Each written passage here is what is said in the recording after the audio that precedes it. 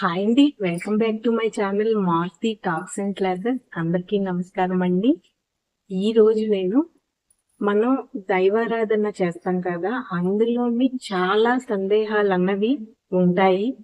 నాకు కూడా చాలా సందేహాలు వస్తూనే ఉంటాయి. అందులో నాకు మొదటిగా వచ్చేది సందేహం ఏంటి అంటే, బ్రహ్మ మనం పుట్టినప్పుడే తలరాత్రిని రాస్తారు కదా, మరి మనం ఎందుకు ఇంక ఈ పూజలన్నీ చేయడం అని నాకు ఒక్కసారి ఏంటండి, చాలా సార్లు అనిపించింది అనమాట. ఎందుకు మనం పుట్టినప్పుడే బ్రహ్మ తలరాత్రిని రాసేస్తారు కదా, ఇంకా మనం ఎందుకు ఈ పూజలు చేయడము అని నాకు చాలా సార్లు అనిపించింది. దాని గురించి నేను చాలా పుస్తకాల్లో కూడా చదివాను,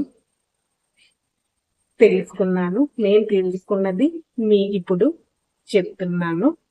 అయితే ఈ రోజు మన టాపిక్ ఏంటి అని అంటే, బ్రహ్మ ముందే మన తలరాత్రిని రాసినప్పుడు, అంటే ఏది ఎప్పుడు జరగాలో రాసినప్పుడు, ఇంకా మనం మళ్ళీ ఈ పూజలు అన్ని ఎందుకు చేయడం అని అనుకుంటాం కదా. అయితే దానికి సమాధానం ఏంటో ఇప్పుడు నేను చెప్తాను.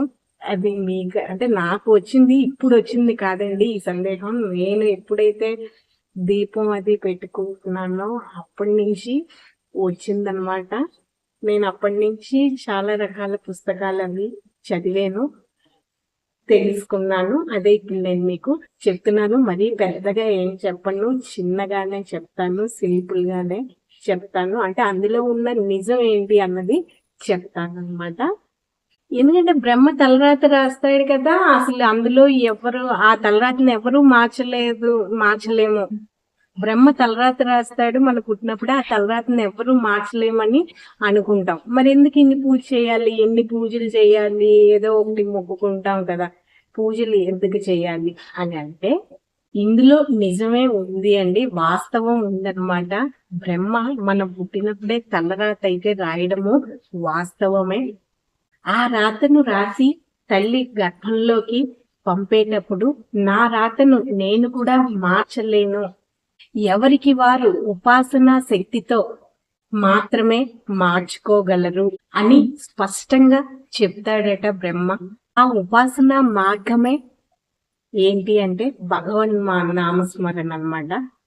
భగవంతుడి నామం అలా స్మరించుకుంటూ ఉండటము, నిరంతరం భక్తితో భగవంతుడిని ధ్యానిస్తూ జప దాన పుణ్య కర్మలను అనుసరిస్తే ఎవరైనా తమ కర్మలను మార్చుకోవచ్చు. అందుకు ఉదాహరణ మార్కండేయుడే కదండి. అంటే బ్రహ్మ మన తలరాత్రిని మనం పుట్టినప్పుడే రాస్తాడు. కానీ మనం ఏం చేయాలి అంటే, ఆ రాస్తాను నేను నా రాతను నేను కూడా మార్చలేను, కానీ ఎవరికి వారు ఉపాసనా శక్తితో ఆ రాత్రిని మార్చుకోవచ్చు. అంటే ఆ రాత్రిని మార్చుకునే శక్తి మనలోనే ఉందన్నమాట.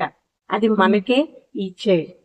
అందుకు మనం దానికి మార్గం ఏంటి, ఉపాసనా శక్తి అంటే దానికి మార్గం ఏంటి, నిరంతరం భగవంతుణ్ణి భక్తితో స్మరించడమే ఉపాసనా మార్గం. అంటే ఏదైనా మన చేతుల్లోనే ఉంటుంది. బ్రహ్మ కూడా ఆ రాతను మన చేతుల్లోనే ఆ మార్గం ద్వారా మార్చగలిగే శక్తి అయితే ఇచ్చాడు. మనం చేసిన పనులు వాళ్ళకి మంచి చేస్తే మనకి మంచి 10 రెట్లు అయ్యి వస్తుంది, చెడు చేసినా అదే విధంగా వస్తుంది అనమాట.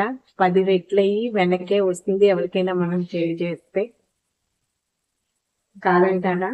ఇదనమాట. బ్రహ్మ అయితే తలరాతనైతే రాసేయడు, కానీ మార్చుకునే శక్తి అయితే మనకే ఇచ్చాడు. అది ఏ విధంగాను అని అంటే, భగవన్నామస్మరణ చేయడం ద్వారాను. ఇది ఇవాళ మన వీడియో. ఈ వీడియో కానీ మీకు నచ్చితే ప్లీజ్ లైక్ చేయండి, మా ఛానల్ సబ్స్క్రైబ్ చేసుకోండి. Okay, thank you.